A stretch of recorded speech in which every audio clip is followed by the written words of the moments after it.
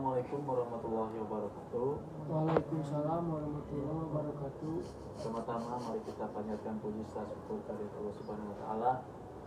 Atas berkat rahmat Allah kita bisa berkumpul pada malam ini, yaitu saya akan mempresentasikan penyuluhan anti korupsi. Selamat datang pada penyuluhan anti korupsi.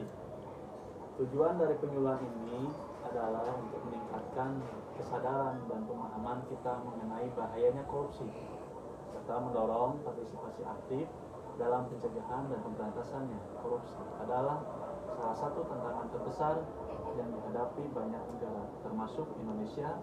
Mari kita bersama-sama pelajari bagaimana kita bisa berkontribusi untuk memberantasi korupsi. Definisi korupsi: korupsi adalah tindakan penyalahgunaan kekuasaan atau wewenang untuk kepentingan pribadi atau kelompok. Contoh tindakan korupsi meliputi 1. Suap, yaitu memberikan atau menerima uang atau barang untuk mempengaruhi keputusan atau tindakan seseorang. 2. Ada penggelapan, yaitu mengambil atau menggunakan aset atau dana yang dipercayakan untuk kepentingan pribadi. Yang 3. Ada pemerasan, yaitu memaksa seseorang memberikan uang atau keuntungan lainnya dengan ancaman. Dan juga ada nepotisme.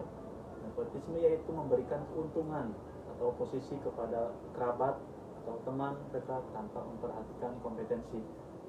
Ada dampak korupsi, yaitu ekonominya memerangi investasi, menghambat pertumbuhan ekonomi dan menambah beban biaya hidup.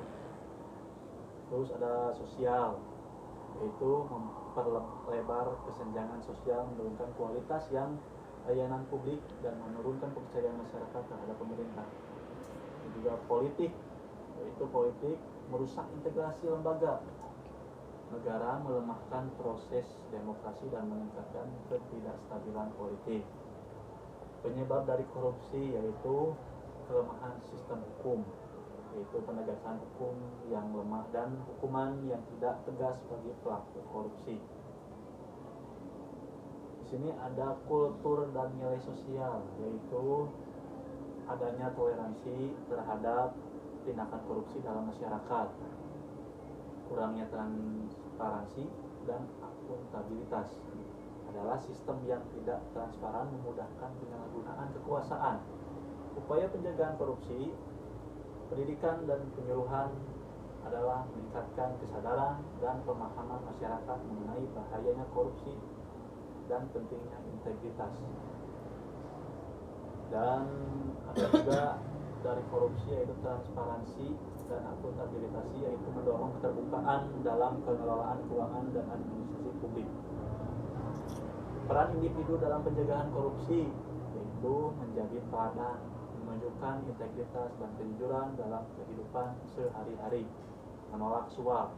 Ada juga menolak suap, tidak memberi atau menerima suap dalam bentuk apapun, mau uang ataupun barang apapun. Dan juga kita harus melaporkan tindakan korupsi.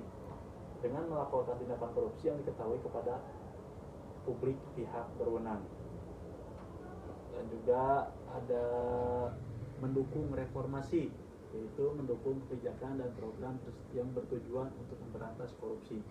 Peran institusi dalam pencegahan korupsi yaitu pemerintah. Jadi pemerintah ini harus membuat kebijakan dan regulasi yang efektif untuk memberantas korupsi. Terus ada lembaga penegak hukum. Lembaga penegak hukum ini harus menegakkan hukum dengan tegas dan adil terhadap pelaku korupsi. Dan juga ada lembaga pendidikan. Dari lembaga pendidikan ini mengintegrasikan pendidikan anti korupsi dari kurikulum sekolah dan universitas. Terus ada media. Contoh dari media yaitu menyebarkan informasi mengenai kasus korupsi dan upaya pemberantasan strategi pelaporan tindakan korupsi. Dan juga ada mencatat bukti, yaitu mengumpulkan bukti atau informasi yang mendukung laporan serta si orang tersebut telah melakukan korupsi dan melapor ke pihak berwenang, yaitu menyampaikan laporan kepada lembaga penegak hukum atau badan anti korupsi.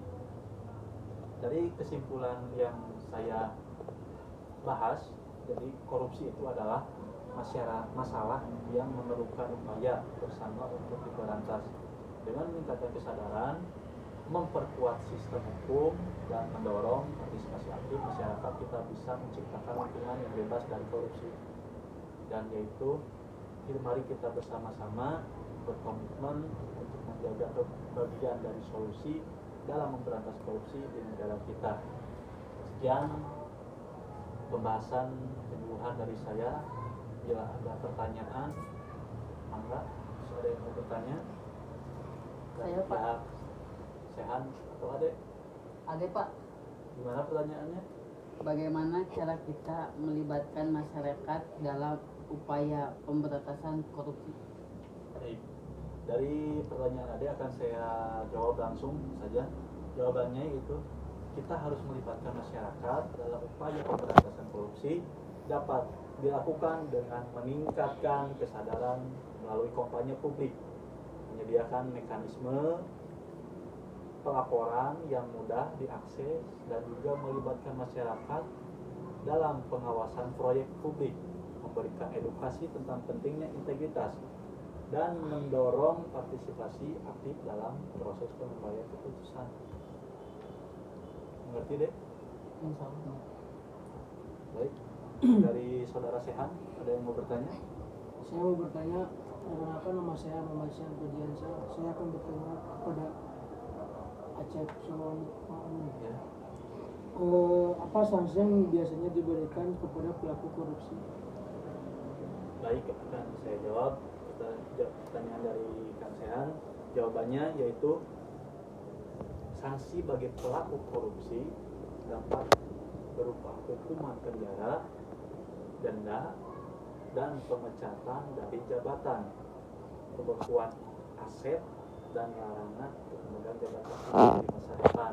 Jadi contohnya si orang korupsi tersebut sudah mengambil uang dari hak pemerintah, maka kita harus, walaupun dia punya jabatan, kita harus membekukan aset-aset tersebut dan diambil alih untuk diproses secara hukum. Mengerti? Mengerti? Cukup sekian dari kami. Mohon maaf bila ada kesalahan dan kekurangan dari penyuluhan kami. Terima kasih. Assalamualaikum warahmatullahi wabarakatuh. Waalaikumsalam warahmatullahi wabarakatuh.